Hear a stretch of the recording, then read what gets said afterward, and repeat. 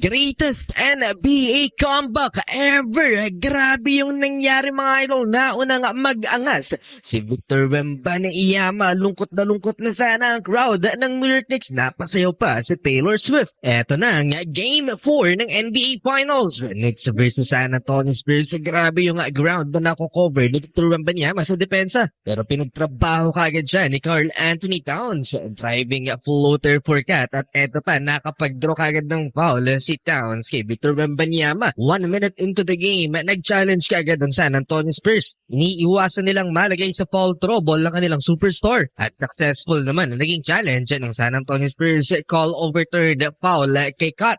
Big blow early for the Knicks mga idol dahil second personal foul na yan ng Knicks big man. No Towns, big problem for the New York Knicks 12-2 run for the Spurs. The kind of scoring rhythm or show heading right there and goes. After timeout ng New York Knicks, Victor Wembanyama isolation, he cooked the Knicks back.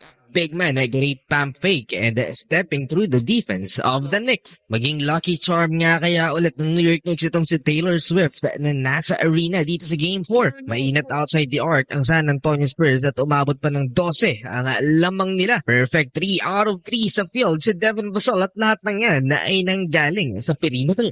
Additional 3-pointer for San Antonio Spurs courtesy of Victor Wembanyama. Kumana naman si Mikal Bridges for the New York Knicks. 2 important basket. 5 straight points for Mikal. Daming mga non-calls na pumapabor mga idol sa San Antonio Spurs tulad na lamang nitong floater ni Jose Alvarado. Hindi tinawagan ng goaltending dahil akala ng official love pass yun. At eto nga non-call goaltending ni Victor Wembanyama na nireklamo naman ng Knicks crowd. Adjust si Coach Mike Brown pero hindi pa rin nagkiklik ang offense ng New York Knicks. Natampakan pa sila ng 15, 35-20 under 2 minutes. Baldog ang second unit, hindi man lang pinagkatiwalaan si Jordan Clarkson sa first quarter. Mukhang ginalit yata ng Knicks crowd si Victor Wembanyama. Pagmumurahin pa naman sa labas ng hotel ang alien. Sinabi pa ni Victor na I'm in your head. Mind games at eto na ang nangyari mga idol. Napiko nitong si Mitchell Robinson at brinaso sa muka si Victor Wembanyama. In-upgrade into flagrant penalty foul 1 ang call na to at inasar pa ni Wemby. Dahil dyan, lumobo palalo ang lamang ng San Antonio Spurs 41-22 end of first quarter.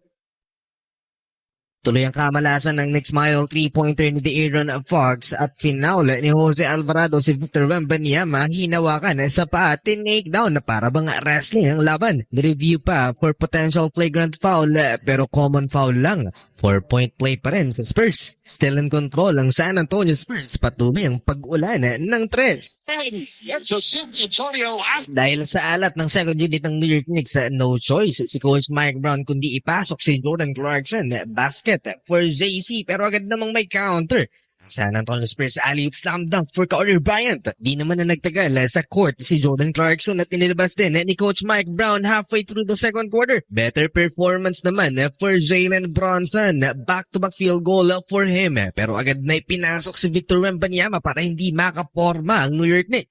So far, plus 27 si Victor Wembanyama. Rookie na parang veterano Dylan Harper drive. Pahiya si Jeremy Sohan ng former Spur. Take over si Dylan Harper mga idol. 3-pointer and another layup. Fox to Harper. Harper, 3-pointer. That's the finals. Harper. That's a smooth 360 jumper off the glass for Dylan. Filipino pride at syempre proud na proud ng tatay si Ron Harper Sr. Sa kabila ng napakainit na performance sa second quarter ni Jalen Bronson, masyadong malaki na ang lamang ng San Antonio Spurs. At problema pa nila sa ilalim itong si Wemby dahil walang Karl Anthony Towns due to foul trouble. Bronson again over Victor Wembanyama floater 19 points sa first half si JB. Sumugot naman si Dylan Harper ng 3-pointer. 15 first half points for the rookie. New finals record. 14 3-pointers sa first half. 76-49 in favor of the San Antonio Spurs, largest halftime lead by a road team in NBA Finals history, excluding the 2020 NBA bubble. Ang nagdikta ng laban kung bakit naging ganitong resulta ng first half ay dahil sa foul trouble ni Karl Anthony Towns early in the first quarter. Gulat, mga celebrities sa nangyari sa first half. Ibang klase din kasi itong si Wemby. Siya na ang bagong villain simula ng third quarter. 3-pointer ni OG Anunoby din ang sagot ni Wemby. Nabuhay naman ang crowd mga idol nang makuha ni Stephon Castle ang kanyang pang-apat na foul kontra kay Jalen Bronson at si Wemby naman natawagan ng flagrant penalty foul 1 nang masiko niya sa muka si Karl Anthony Towns. Automatic yan. Pag ulo ang tinamaan, eto na ang pangatlong flagrant foul ngayong playoffs ni Wemby. Isa na lang mga idol, masususpindi na siya for 1 game. Nagka-momentum ang New York Knicks dahil sa flagrant na yan ni Wemby, dunk ni OG Anunoby and Jalen Bronson 3-pointer. 3-pointer. That's good. 7-0 run for the Knicks na pasiyo pa si Taylor Swift, 81-59, 22 points per lead. Mukhang match-choke pa ang San Antonio Spurs. Extended ang run ng New York Knicks after the Spurs timeout. 3-pointer again. Back-to-back, OG Anunoby and Josh Hart. The three. Hits a three. Ang 29 points na lamang ng San Antonio Spurs, 16 points na lamang, 81-65. Natigil ang run ng Knicks. Jalen Bronson versus Dylan Harper, wild shot and 1. Dylan Harper naman pinabagsak si OG Anunoby, baseline fadeaway shot. In a full takeover si Jalen Bronson, 27 points and counting for the Knicks superstar. Steps back, jump shot. Bronson right. Minalas na sa press mga idol ang San Antonio Spurs, nakakadalawa pa lamang sila beyond the arc. OG Anunoby, last 1 minute mga idol, much needed 3-pointer at nag-commit pa ng turnover ang San Antonio Spurs. Napakaraming turnover ang naitala ng San Antonio sa third quarter. 15 ang hinahabol ng New York Knicks going into fourth quarter, 90-75. Fourth quarter, Wemby defense, supalpal ni Victor and Dylan Harper with the finish. 21 points na para sa ating kababayan. New career high in the finals ni Dylan and he's still a rookie. Binuhat ng dalawang young players ng visiting team ang San Antonio Spurs, Dylan Harper at si Victor Wembanyama. 22 points and 13 boards for Wemby. Still possible ang comeback for the New York Knicks. Karl Anthony Towns, shot clock winding down, a tough bucket, 3-pointer off balance shot, a 12-point game, 95-83. And one more 3-ball for New York mula naman kay OG Anunoby. Anunoby, 3-pointer's good.